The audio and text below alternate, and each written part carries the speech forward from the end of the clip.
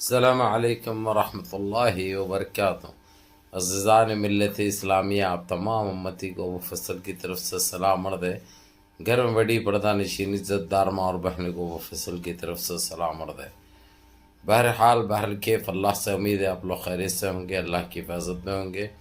ان ملونوں کی ملامت سے، ان فرقہ پرستوں کی فرقہ پرستی سے، ان درندوں کی درندگی سے، ان مابلنچروں کی مابلنچنگ سے، ان بلدکاروں کی بلدکاری سے محفوظ ہوں گے۔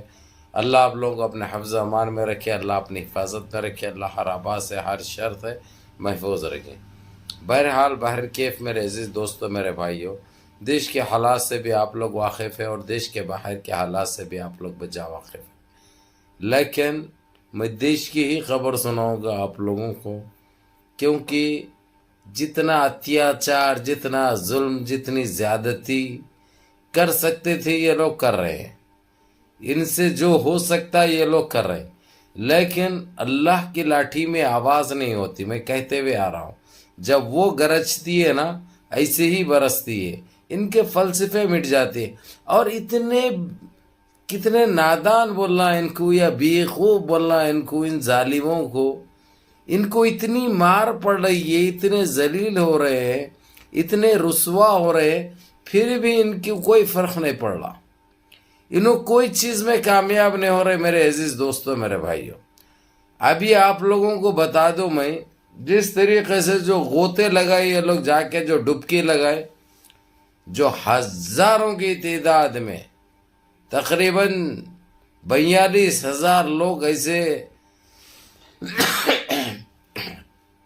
گم ہو چکے ہیں، بھاگ دوڑ میں ختم ہو چکے ہیں، دب کے مر چکے ہیں۔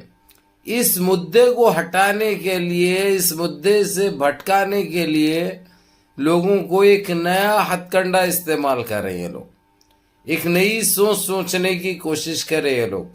کسی طریقے سے مسجدوں کو شہید کیا جائے تو ان کا غصہ بھی تھمتا اور ایک نئے ایشو پہ جائے گا دیش۔ ان کی سوچ ہے بھائی، یعنی ایسا ہوتا میں نہیں کہہ رہا ہوں، ان کی ذہنیت، ان کا دماغ، ان کی نادانی، ان کی بے خوفی یہ ان سے کرا رہی ہے۔ لیکن یہ لوگ کتنے ذلیل ہو رہے ہیں، کتنے رسوا ہو رہے ہیں، کتنے بے عزت ہو رہے ہیں، پھر بھی ان کو فرق نہیں پڑ رہا، کیونکہ ان کے پاس شرم نام کی چیز ہی نہیں ہے، تو یہ بے شرم ہونے سے ان کو فرق کیا پڑتا ہے۔ ایک اور مسجد کو یہ لوگ شہید کر چکے ہیں، یہ کانپور کا حادثہ ہے۔ کانپور میں پھر ایک مسجد کو یہ لوگ شہید کر چکے ہیں، جبکہ وہ مسجد وہاں کے لکھ پتی بول سکتے ہیں، کیونکہ کروڑ پتی تو نہیں ہیں، لکھ پتی نے اپنی خود کی زمین پر چندہ اکٹھا کر کے لوگوں سے 4، 6، 8، 10 جنے مل کر مسجد کو تعمیر کیا تھا، ایک 15 سال پہلے۔ کچھ 322 گز پہ زمین، 322 گز زمین تھی، وہاں پہ ایک خوبصورت مسجد بنائے تھے یہ لوگ، جہاں پر دینی مدرسہ بھی تھا، بچوں کو دینی تعلیم ملتی تھی، قرآن سکھائی جاتی تھی، پڑھائی جاتی تھی۔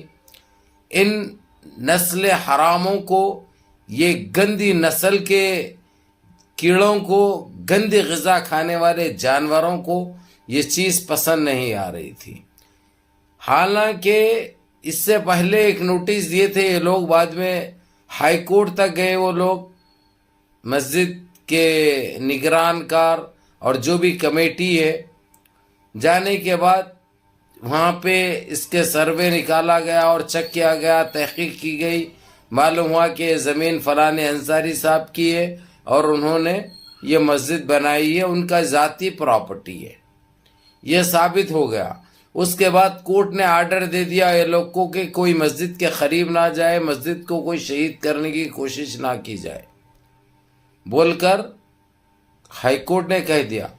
اس کے بعد ہائی کورٹ بولے سو چوتھے 5ویں دن انہوں نے مسجد کو رات شہید کر دیا، رات بلڈوزر چڑھا دیا۔ وہاں پہ قرآن پاک تھے، وہاں پہ ایسے قرآن وغیرہ رکھے ہوئے تھے اس کی بھی بے حرمتی کی اس نسل حراموں نے، وہ گندے جانوروں نے۔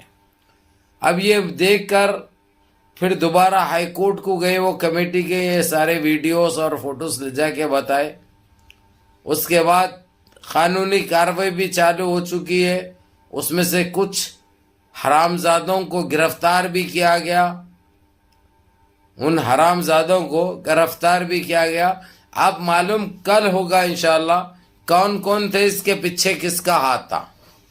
لیکن یقین مانیے جو یہ گندی ذہنیت رکھ رہے ہیں، اور جہاں کہیں بھی مسجد کو شہید کیا جائے گا اب خاموش نہیں بیٹھا جائے گا، اس کو عالمی سطح پر اٹھایا جائے گا۔ اگرچہ یہ لوگ فوراً مسجد کی تعمیر نہیں کرے تو ان کے اوپر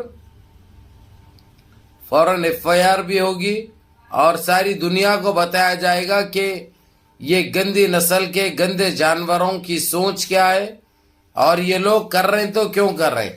یہ ہم کو معلوم ہے کیوں کر رہے ہیں وہ لوگ۔ یہ جس طریقے سے جو ڈبکی مارنے کے لیے گئے تھے اور انہوں تھالیاں مار رہے تھے، یہ ہمارا عالمی ریکارڈ ہے، اتنے لوگوں کو ہم نے ڈبکی مارنے کے لیے جمع کیا۔ ارے شرم کرو شرم، لاکھوں کی تعداد میں 50 لاکھ بھی ہمارے پاس حج کرتے ہیں۔ کبھی یہ حادثے سنے؟ کبھی یہ چیزیں تم لوگ کو دکھائی دی؟ ساری دنیا کے مسلمان جا کے وہاں پہ حج کرتے ہیں، مسجد منورہ مسجد نبی میں جاتے ہیں، نمازیں پڑھتے ہیں۔ کبھی یہ بھاگ دوڑ دیکھی؟ ارے ناپکار سالو، تمہاری میں سمجھ کب آئے گی؟ یہ گندگی تمہارے پاس ہے نا، اسی لیے یہ ہو رہا ہے۔ اب اتنے جانوں کے ذمہ دار تم لوگ ہیں، جو تم لوگ تھوڑی سی ٹھنڈی اور سستی پبلسٹی کے لیے جو حرکت کرے، یہ تمہارے کو سامنے آیا۔